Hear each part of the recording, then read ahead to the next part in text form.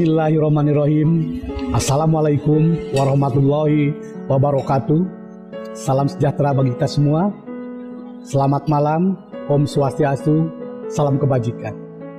Pada pertemuan sebelumnya, kita telah membahas berbagai definisi dari nasionalisme, baik itu dari Joseph Renan, Otto Bauer, Hans Kohn, dan berbagai sumber lain.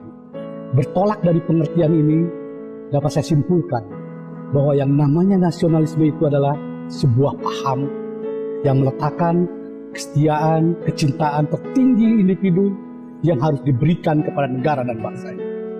Dengan maksud bahwa individu sebagai bagian dari warga negara harus memiliki sikap perilaku atau perbuatan untuk mencegah, mencurahkan segala tenaga dan pikirannya bagaimana membangun negeri ini menjadi lebih jaya lagi. Dengan demikian jelaslah bahwa nasionalisme itu adalah sebuah sikap dan perilaku yang harus tercermin dalam kehidupan sehari-hari berlandaskan pada falsafah dari bangsa itu sendiri. Pertanyaannya adalah sekarang, mungkinkah mencintai tanpa mengenali? Untuk itu mari kita lihat berbagai fakta di bawah ini. Pada tanggal 31 Mei 2017, dalam sebuah artikel Yudi Latif memaparkan sebuah hasil survei yang sangat mengejutkan orang menurut saya. 76% masyarakat bangsa ini, negeri kita tercinta ini, dia hafal Pancasila, tetapi ada 24% yang tidak hafal Pancasila. Bayangkan, 73 tahun kita merdeka, masih ada bangsa, 24% masyarakat kita atau bagian dari bangsa ini yang masih belum hafal Pancasila. Ini ada fakta lain lagi, ini sebuah survei dari Kompas. Kompas memberikan sebuah pertanyaan dalam surveinya, apakah saat ini Anda bangga sebagai bangsa Indonesia? Ini sangat mengejutkan juga. Kalau lihat dari tren mulai 2013 sampai 2017, ada penurunan rasa bangga terhadap bangsa ini. Dari 93,5% menjadi 67%. Sedangkan yang merasa tidak bangga persentase terus meningkat dari tahun ke tahun. Ini menjadi PR bagi kita semua aparatur sipil negara. Sebenarnya, ya, ini menjadi pemikiran juga buat kita semua. Karena kalau melihat kenyataan berdasarkan survei tadi, maka tidak anehlah banyak orang yang teriak Indonesia NKRI harga mati. Tetapi perilakunya tidak mencerminkan kecintaan pada negeri. Kita bisa melihat berbagai hoax, hate speech yang sering muncul dalam berbagai media di negeri. Dia bercerita tentang negeri Indonesia, tapi isinya adalah bagaimana memecah belah bangsa.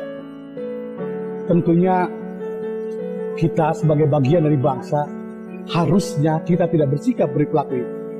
Karena sesungguhnya kita telah memiliki landasan itu, kita memiliki pedoman yang berbasiskan pada nilai-nilai yang ada dalam Pancasila. Kita pula 5 nilai harus jadikan landasan bagaimana kita berkehidupan, berbangsa, bernegara, dan bermasyarakat. Yang pertama, prinsip ketuhanan. Ini sebuah prinsip yang luar biasa kalau menurut saya. Ketuhanan yang ada dalam Pancasila adalah menjadi dasar dari semua sila-sila yang ada dalam Pancasila. Yaitu ketuhanan yang berkebudayaan, lapang dada, dan toleransi. Bukan ketuhanan yang saling menyerang, merusak, dan menyucikan. Tetapi dalam praktek kenyataan kadang-kadang kita masih banyak yang begitu menafikan agama lain. Kita bercerita tentang ketuhanan yang toleran, tetapi mengkerdilkan agama yang lain. Bagi saya, semua agama itu baik. Kalaulah bangsa ini menjalankan perintah agamanya lain, maka saya yakin tidak mungkin negeri ini menjadi tercabik-cabik. Yang paling penting adalah setiap agama menjalankan perintah agamanya lagi. Tidak ada satupun ajaran agama yang mengajarkan tentang keburukan. Cuma dalam kehidupan kadang-kadang kita lupa. Kita sering melebihi kemampuan Rasulullah kadang-kadang. Rasulullah masih sering kita berinteraksi dengan bangsa lain, berniaga, tetapi kita dalam keseharian seolah agama kita yang paling benar, yang paling baik. Bagi saya semua agama adalah baik, tapi masalah benar tentu keyakinan masing-masing. Dalam konteks Islam, lakum dinukum waliyadin. Prinsip yang kedua adalah prinsip kemanusiaan. ya, yakni kemanusiaan yang berkeadilan, bukan menjajah dan eksploitasi. Ini pun tentu dalam keseharian kita sering bercerita tentang kemanusiaan, tapi kadang-kadang dalam perilaku kita juga muncullah sikap-sikap kayak penjajah juga. Ke atas kita menjilat-jilat, ke bawah kita menginjak-injak. Yang ketiga, prinsip kebangsaan, yakni mampu mengembangkan persatuan dan aneka perbedaan.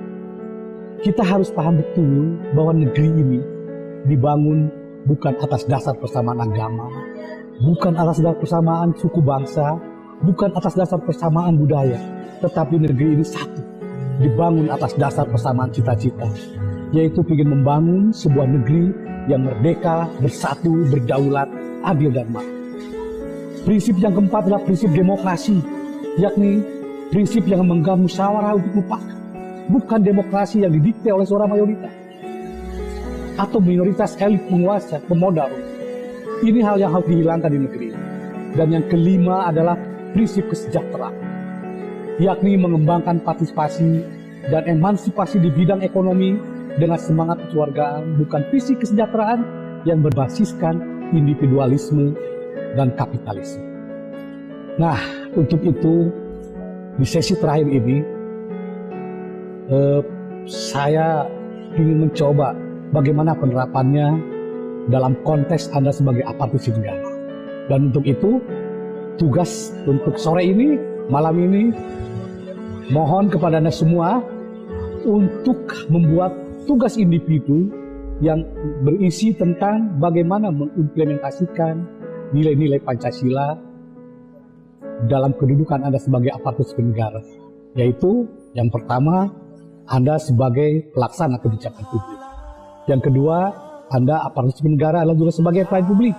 Dan yang ketiga, Anda aparatur sipil negara adalah sebagai pemersatu bangsa. Dan untuk itu, tugas nanti Anda boleh langsung di-download dalam aplikasi ini. Demikian, mudah-mudahan Anda menjadi bagian dari orang-orang yang mencintai negara. Wabillahi taufiq wal hidayah. Wassalamualaikum warahmatullahi wabarakatuh. Hidup tiada mungkin tanpa